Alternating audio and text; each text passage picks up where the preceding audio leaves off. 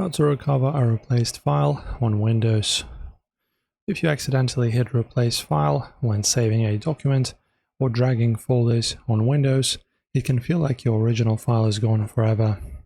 But before you start redoing all your hard work from scratch, Windows actually has built-in tools like previous versions and file history that can roll back the clock.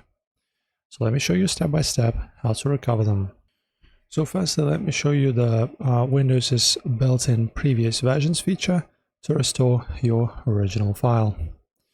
So you can just locate your original file or just create this folder, then right-click on the file and then select Properties.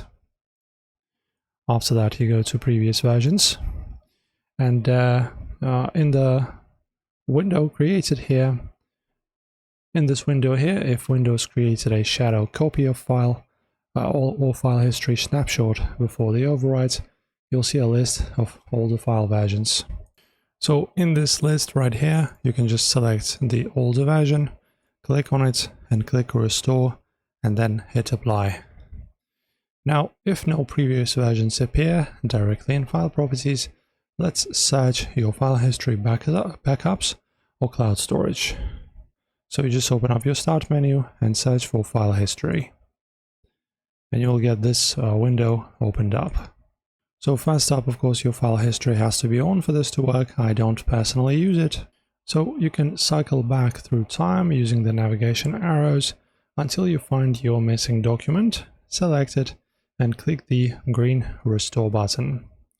If the replaced file was stored inside OneDrive, Google Drive, or something else, you can open up your web browser, okay, go to, say, OneDrive, then log into your account, right-click the file, okay, and then go to version history here.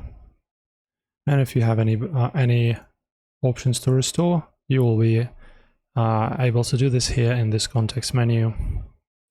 And also the last tip I'll give you guys is when you're replacing some kind of file or moving it or copying it, you can undo the action quickly by just pressing Ctrl-Z on your keyboard.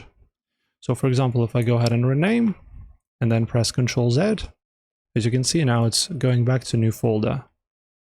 Okay, look at this. Bam, saved, and then Ctrl-Z.